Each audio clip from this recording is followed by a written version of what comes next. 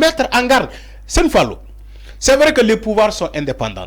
Dès que nous avons APR, nous Adji Mbergane Kanouté, nous mon ami, comment adresse, Abdoul Mbow. Dès que non, les pouvoirs sont indépendants.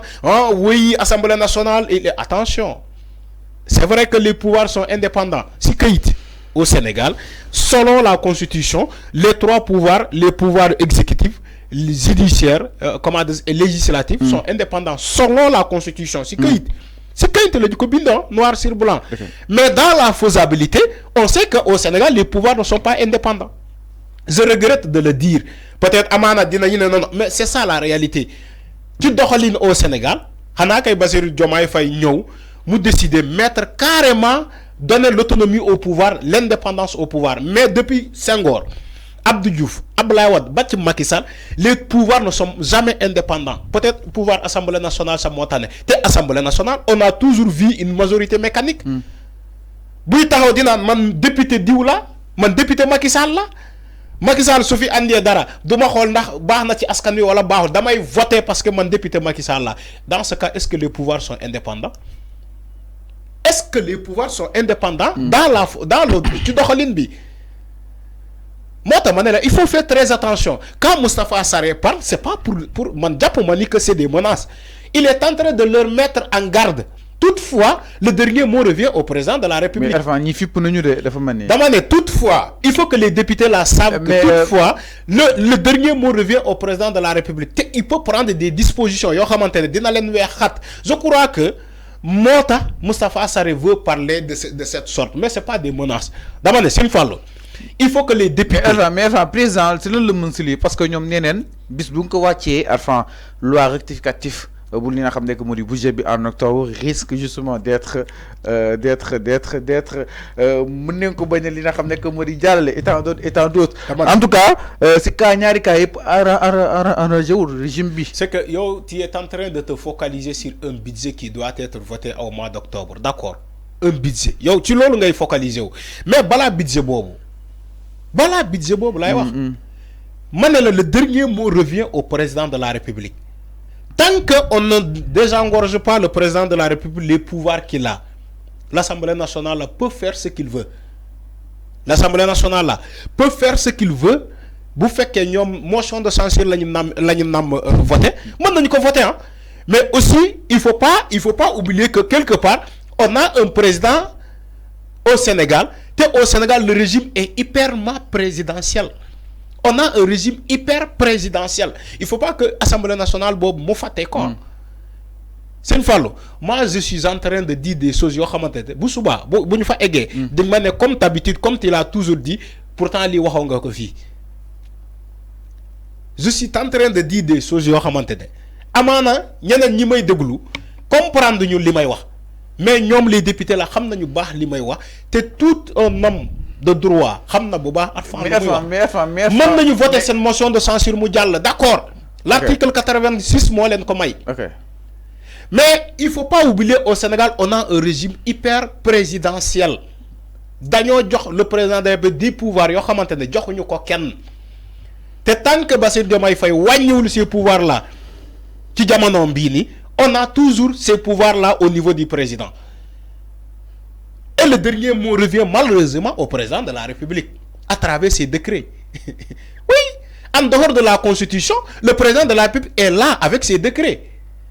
Il est là avec ses décrets.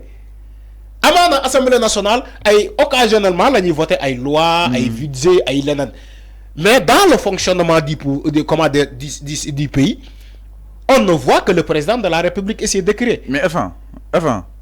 Moi, là, pour que l'Assemblée nationale respecte les Sénégalais, parce que nous avons voté le président de la République. Nous avons barré, ne serait-ce qu'une fois. Mais enfin. Il faut que nous aussi, cette Assemblée nationale, il faut que nous respections ce peuple-là. Parce qu'il y aura des élections législatives bientôt. Les Sénégalais savent sanctionner. Les Sénégalais savent sanctionner. Mais enfin, est-ce que le président de l'Assemblée nationale, Amadou Mame Diop, n'aurait pas justement prévenu Bassirou Diomaye Diakhar Faye si wàllu woowu noonu parce que nee na ko nécessitam pour nga ngeen waxtaan ba diisoo seenu biir digganteeg li nga xam ne que mu di député yi parce que aussi il est un sage moom ki nga xam ne que mu di Amadou Mame Diop est-ce que gis woon lii di ñëw Arfan concrètement nga jàppoon ni dañoo bëgg a conserver seen ay place et tout est-ce que Amadou Mame Diop n'avait pas averti par rapport ak biir situation. waaw mais bon d'accord mën na nga wax ni Amadou Mame Diop àddoo na ci biir boobu mais Sëñ Fallou bu fekkee da ngaa bëgg a conserver sa place bu fekkee comme tu l'as dit. parce que peut-être les députés mais la conservation de la place là non parce que député non inscrits eggaguñu je pense que suñ tëwee dama ne élection eggaguñu d'abord ci conservation de leur place parce que Assemblée nationale non yow noonu wax analyse oui d'accord okay. Mais l'Assemblée nationale c'est pas un pouvoir comment dirais-je d'un Sénégalais boo xamante ne war na fa nekk éternellement. Un député ne peut pas être au niveau de l'hémicycle éternellement. À un moment donné, il va y avoir changement. Député dina ñëw kii dem keneen ñëw kii dem. C'est ça la réalité. Maintenant ginnaaw askan bi bu la wóoloo askan bi su la wóoloo jàpp ni que yow tu remplis les critères ni que yow war nañu laa mën a yabal Assemblée nationale pour nga défendre la cause mais askan bi tout simplement dina la voter looy daw. Je parle des députés de la coalition Diomaye président ou bien je ne sais pas quoi et les députés de Benno Bokk Yaakaar askan bi bu la wóoluwee da lay reconduiraat nga nekkaat encore député c'est ça la réalité. Alors lu ñuy daw ba daanu donc bay tey di menacer de voter une motion de censure sur un gouvernement qui n'a même pas fait un mois. Ça aussi il faut que les gens savent ce qu'ils veulent dans ce pays. Y compris les députés. Tu peux pas un député du peuple ou bien le peuple qui t'a élu et peuple bobu mo élire un président bu wara def sa politique générale yow nga ñëw ne da ngay voter une motion de censure il n'a même pas commencé dooragul yow nga ne da ngay voter une motion de censure pour dissoudre ce gouvernement au nom de quoi et tu gagnerais quoi là-bas? ñoom ñooy taxaw aujourd'hui di naan ñu ngi leen di xaar ci ay points mooy la cherté de la vie ñu wàññi ko ñu ngi leen di xaar pour ñu def leneen patati et patata maintenant dans la foulée vous voulez encore voter une motion de censure contre ce gouvernement là. Alors donc mi ngi noonu bu fekkee sénégalais ñoo leen yónni yàkkamti leen yéen vous gagnerez plus yéen ñi en tant que opposant aujourd'hui Benno Bokk Yaakaar gagnerez plus en tant que opposant ñu xaar ce régime là mu doxal pour ñu gis lan la ñu mën ak lan la ñu mënut. Il gagnerait plus d'observer et de voir ce nouveau gouvernement-là. Alors, c'est clair. Maintenant, ça, vous dites que vous allez voter une motion de censure. Alors c'est clair. Voilà. Alors, c'est paradoxal. Je crois que même les Sénégalais, on va vers des choses qui ont remonté. Franchement, les Sénégalais aussi, cette Assemblée nationale, de def le connaît. Aussi.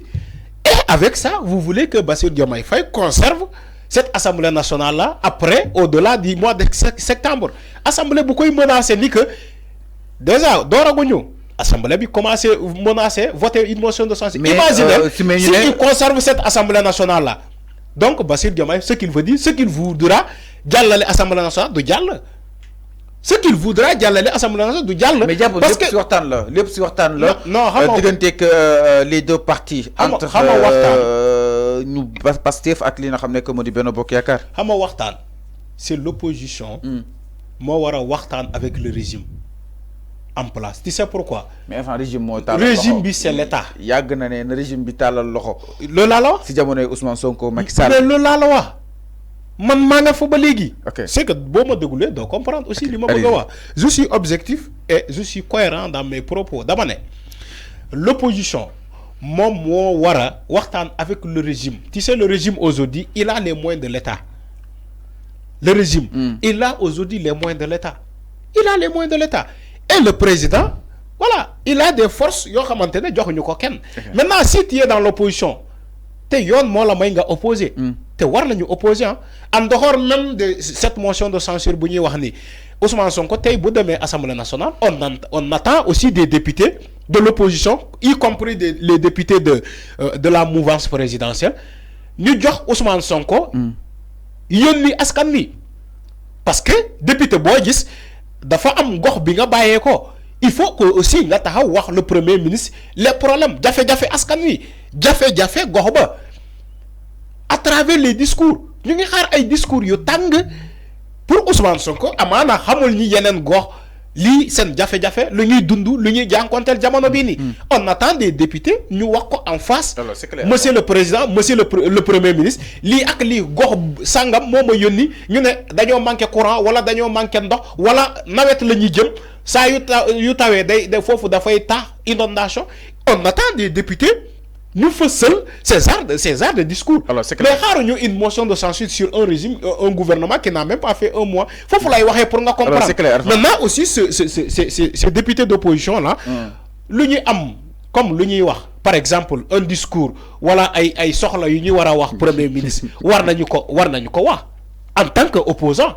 C'est normal. Mais tout sauf une motion. Non, motion de censure, nous avons voté un régime qui n'a même pas fait 6 mois. Alors, un mois, ça défaut quoi. Bon, les députés de Yewwi, nous votons une motion de censure qui Diamano Amadouba. C'est parce que ce régime-là avait fait 2 mandats. Ils ont fait un mandat de 5 ans. Nous renouvelons encore ce mandat-là de 5 ans encore. Nous avons 6 mois. Qui l'a Amadouba à l'Assemblée nationale? Voilà 7 mois. Nous avons voté une motion de censure parce que vous avez échoué. Alors, c'est clair, enfin, c'est clair. Comment voter une motion de censure sur un gouvernement qui a échoué? Il faut d'abord du gouvernement bobu doxal. Mais ce gouvernement bu ñu bëgg voter une motion de censure doxalul. Alors c'est clair. Alors c'est clair par rapport à Guadeloupe donc mi ngi noonu li nga xam ne que moo di DPG li nga xam ne que moo di déclaration